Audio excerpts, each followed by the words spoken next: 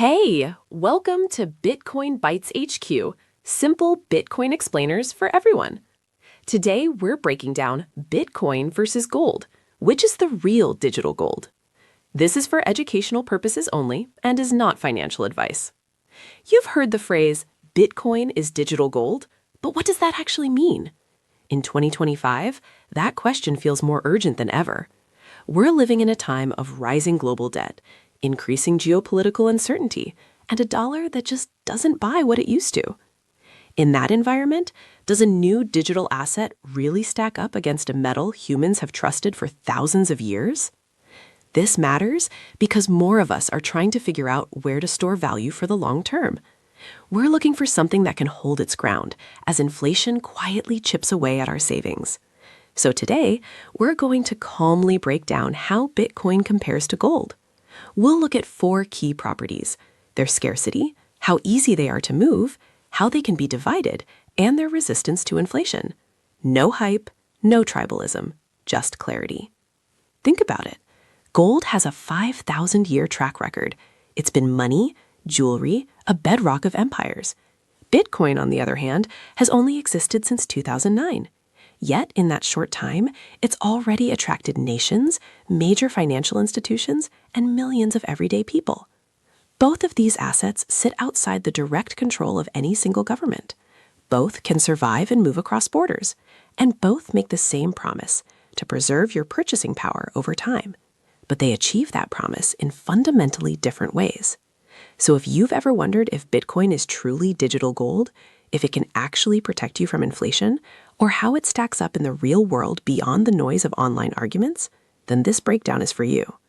Let's start by walking through the first of these core comparisons and map out the differences. Let's break down how Bitcoin stacks up against gold across 3 key properties. First, scarcity. Gold is scarce, yes, because it's hard to pull from the earth, but new gold is found every year, typically growing the total supply by about 1 or 2% annually. Bitcoin is fundamentally different. It has a mathematically fixed supply cap of 21 million coins. That number can't be inflated or altered. So while gold's supply slowly expands forever, Bitcoin's is absolutely finite. That's a key reason it's often called digital gold. Second is portability. Imagine moving $1 million in gold. It's heavy, hard to send across borders, and requires security, paperwork. It's a major logistical challenge. Bitcoin's portability is purely digital. You could hold millions in your head just by memorizing a short recovery phrase. You can send that value anywhere on the planet within minutes. No trucks, no planes. For global commerce in our modern world, this is a profound advantage. And third, divisibility. You can divide a gold bar, but it quickly becomes impractical. You can't easily buy a coffee with a sliver of gold. Bitcoin, however, is divisible down to 100 millionth of a single coin. This tiny unit is called a satoshi, making everything from large settlements to tiny microtransactions perfectly feasible. So there you have it: scarcity, portability, and divisibility. These 3 properties show how Bitcoin operates like a digital version of gold, but with a flexibility designed for our interconnected world. This isn't financial advice, and it's not about which is better. It's about understanding the core differences between these 2 unique assets, and that understanding is key to grasping what makes Bitcoin so revolutionary. For centuries, gold has been a shield against inflation. Its scarcity is its strength. When governments print more money, the value of gold tends to hold steady. Bitcoin approaches the same problem, but from a completely digital angle. Its supply schedule is written in code and is perfectly predictable. Every 4 years, the reward for creating new Bitcoin is cut in half, a process known as the halving. This means the creation of new Bitcoin slows down over time, creating what's called programmatic scarcity. This is the core reason people call it digital gold, not because they're identical, but because both are designed to hold value outside of traditional government-controlled money. And of course, this is purely for educational purposes, not financial advice. Now, let's clear up a few common myths. First, Bitcoin is too volatile. Yes, in the short term, its price swings wildly compared to gold. But that volatility doesn't disqualify it. It's just a much younger asset. Its long-term trend, despite the swings, has pointed upward as more people adopt it. Second myth, Bitcoin will replace gold. Not necessarily. Gold has a unique role with central banks, jewelry, and for those who value a physical asset they can hold.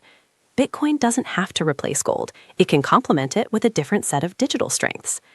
And that leads to the final myth. You have to choose one or the other. This is false. It's not a team sport. Many people own both. When I first started, I assumed it had to be an either-or decision.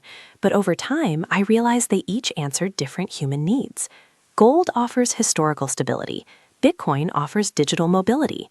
The real key is to move past the hype and understand why each of these tools exist in the first place. Let's wrap everything up with a simple, calm summary so you can walk away with real clarity.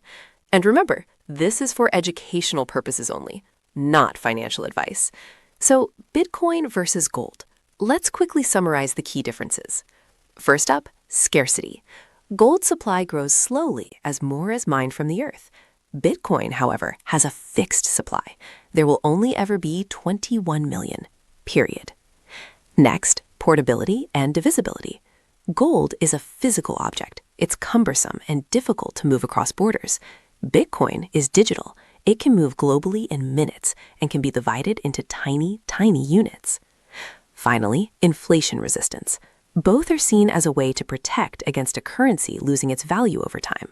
The key difference is that Bitcoin's issuance schedule is perfectly predictable and constantly decreasing, making it immune to surprise inflation from a central authority.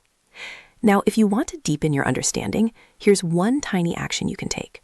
Compare how much of your local currency each asset could buy 10 years ago versus today.